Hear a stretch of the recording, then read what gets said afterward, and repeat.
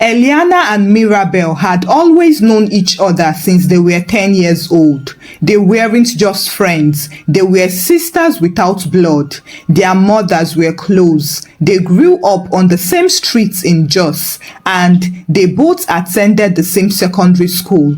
Everywhere Eliana went, Mirabel followed, and wherever Mirabel got into trouble, Eliana helped to cover it. People used to say those two can't be separated, but maybe they should have, because underneath Mirabel's constant laughter and stylish clothes was a secret envy she had never confessed to anyone. Eliana had always been the calm one. She was reserved and had the kind of grace that made people trust her within 5 minutes of meeting her. She wasn't flashy or loud, but she had something Mirabel didn't: a stable life and a peaceful love. After university, Eliana became a salesperson, and then she met Nathaniel, a civil engineer working with a top construction firm. They started dating, and 2 years later, they got engaged. When Eliana got engaged, Mirabel clapped the loudest and posted the ring online even before Eliana did. "My girl is off the market, real love still exists." That was what she wrote. But deep down, Mirabel couldn't stand the way Nathaniel looked at Eliana, the way he held her bag, and the way he stood by her without needing praise. It reminded her of everything she never had in any of her own relationships.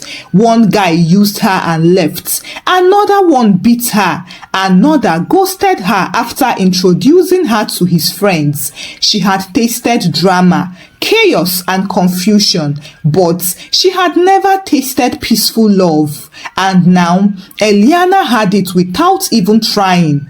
After the engagement, Mirabel became even more involved in Eliana's affair. She would visit Eliana's flat and say, "Let me help you cook for Nathaniel now. You've been working all day."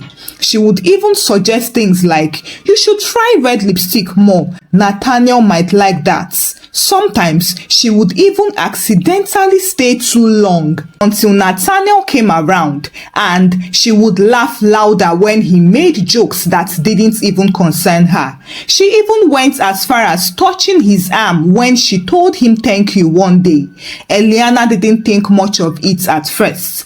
After all, Mirabel was her best friend. Why would she doubt her?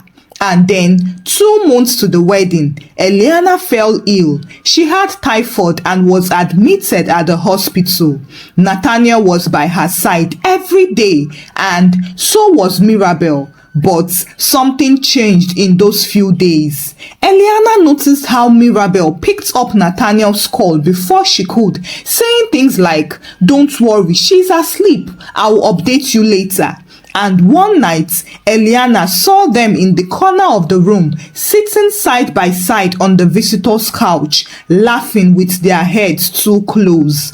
However, Eliana didn't say anything until the following week when she was discharged. Nathaniel came to visit her and had left his phone on the table. The phone vibrated, and normally Eliana wasn't nosy, but something pushed her hand that day. She picked the phone, opened it, and there it was. Messages from Mirabel. "I dreamt of you last night after you left. I don't think it is too late for you to make a U-turn with her." Another message read, "Don't marry the wrong woman, Nathaniel. We both know where your heart is." Eliana couldn't believe what she just read. She locked the screen, went to the bathroom, and looked at herself in the mirror. So, this is what friendship costs these days? She didn't shout or confront Mirabel. She simply invited Nathaniel out for a private dinner the next evening, and then she told him, "I saw the message. I know what you and Mirabel have been up to." He was silent. "You don't have to explain yourself. I just want you to know that I hold nothing against you, but I won't marry you. You are a good man, Nathaniel. However, if someone else has captured your heart, then it is better I step aside before I waste my own. She stood up, took off her engagement ring and placed it gently in his palm. Give this to the one who knows what to do with it. And with that, she walked away. That was the last time she saw either of them in person until the pre-wedding photo and wedding invitation went viral. The same man, the same venue, even the same makeup artist, but a different woman was standing and smiling in the same position that once belonged to her. Eliana didn't cry. Instead, she put the phone down gently as though the screen might shatter louder than her heart if it hit the floor too hard. She stood up, walked to the kitchen, poured her tea into the sink, and stood there staring at nothing for almost 20 minutes.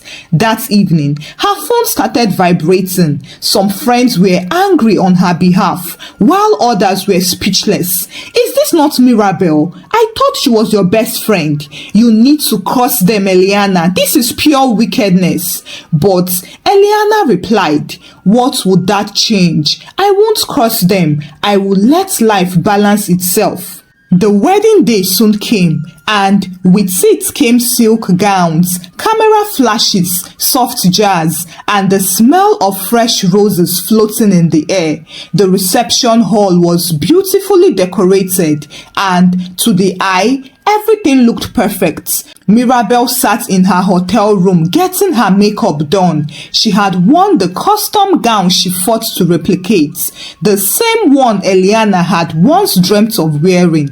But as the makeup artist told her, "You look breathtaking, madam," Mirabel's hand started to shake. "It's just nerves," she told herself. "I am doing what I need to do."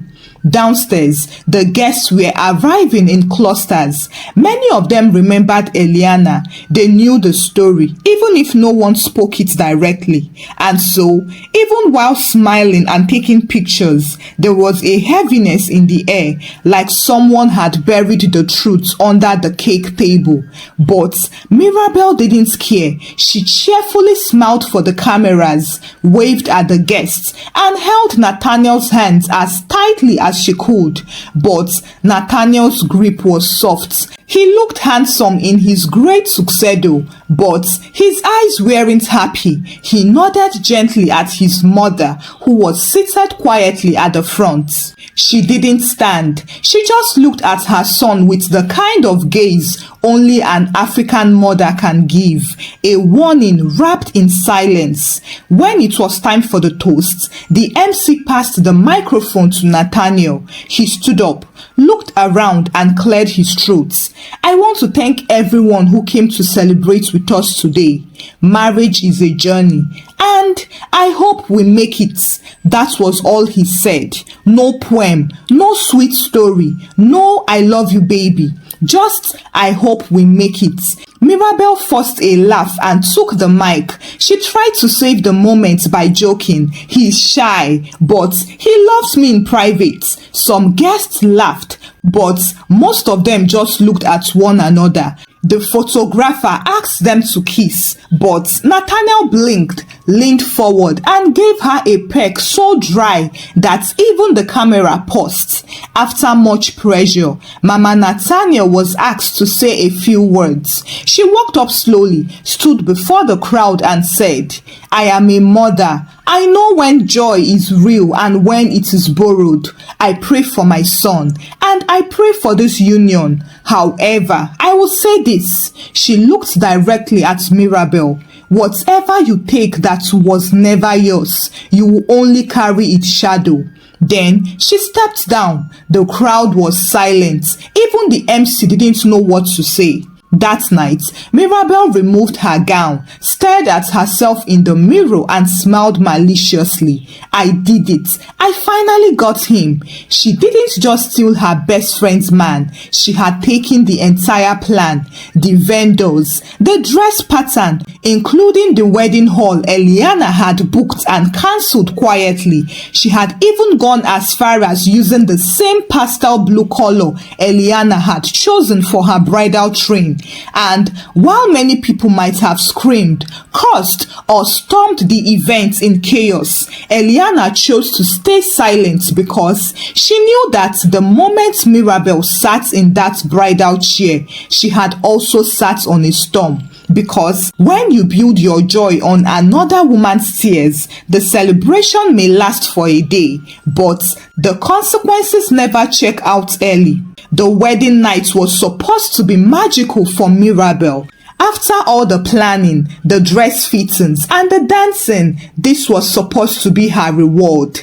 Mirabel wanted this night to seal everything and to prove to herself that she had truly won. As such, she lit scented candles, arranged rose petals on the hotel bed, and she even wore a new deep red satin nightgown. But Nathaniel sat in silence on the chair near the window, sipping from a glass of water and staring at the city lights below. She walked towards him. "Are you okay?" He nodded slowly. "I am fine." Mirabel sat beside him and placed a hand on his thigh. "Nathaniel, talk to me." He sighed a long, heavy sigh, and then finally he spoke. "You are beautiful, Mirabel." Mirabel smiled. "Thank you. But my heart is not with you. I don't even know how I got here." Her smile faded. What are you talking about?" Nathaniel stood up now. I sat through a wedding I didn't even want. I smiled for pictures I didn't believe in. And I danced with a woman I am not sure I even want. Mirabel froze. "So, you are saying you married me by force?" "No, I am saying I made a mistake." Mirabel stood up. "Don't do this now. Not tonight, please." "Why not tonight?" Nathaniel asked. "This is the night I should feel sure, but I don't. I feel like I just made the biggest mistake of my life." Mirabel's eyes changed at this point. "Oh, so I am a mistake now? You let me plan an entire wedding. You let me wear the dress, take vows, and step into this room. Now you suddenly remember your heart?" Nathaniel faced her sharply. "I didn't plan this. You did. You rushed everything. You pressured me. You made it seem like this was fate, when really it was manipulation." Mirabel scoffed. "Did I force you to sleep with me when Eliana was sick? Did I beg you to keep texting me at night? Don't blame me for what your weakness caused." Nathaniel shook his head. "No, I am not blaming you. I am only saying I was a coward, but you are a thief." He grabbed his suit and headed towards the door. "I can't breathe in here." Mirabel shouted. "You are not going anywhere. Watch me then." Nathaniel opened the door and stepped into the hallway. Mirabel followed him, still in her nightgown. "So, you are just going to embarrass me on our wedding night?" she shouted. "You embarrassed yourself the day you chose someone else's fiancé. I didn't steal you, Nathaniel. You left. Yes, because you fed what I hated in myself. You fed my ego. That was why I left." Their voice echoed in the hallway, and the cleaner on duty had to pause her cleaning to avoid bumping into the couple. And then, suddenly, there was silence. The cleaner returned to her duty, thinking the fight had ended. But when she passed again a few minutes later, she saw something that made her heart freeze. Nathaniel was lying on the floor. His nose was bleeding and he was coughing weakly. Security was called and the hotel manager immediately called an ambulance. Mirabel was found in the room, sitting on the edge of the bed with her hands holding her chest and her eyes wide in shock. She was crying. "I didn't push him. He just fell. I didn't touch him. I swear, I didn't touch him." Nathaniel was barely conscious by the time the ambulance arrived. He was rushed to the hospital, and Mirabel followed behind in another vehicle, still shaking. At the emergency room, after several tests and scans were done, the doctor spoke. He suffered a seizure, likely caused by stress, a mix of alcohol and untreated high blood pressure. But that is not all. He pulled Mirabel aside. "We found traces traces of a local herbal aphrodisiac in his blood, the type often sold in back markets. Mirabel froze. I didn't give him anything, she stammered. He took champagne, that is all. The doctor looked at her carefully. Whatever happened tonight pushed his body too far. Nathaniel was moved into intensive care. Unfortunately, hours later, he slipped into a coma. Mirabel sat in the waiting room with her fingers tightly locked together, crying. Her eyes were swollen. Her phone had died hours ago, and her stomach was empty, but she couldn't even feel hunger.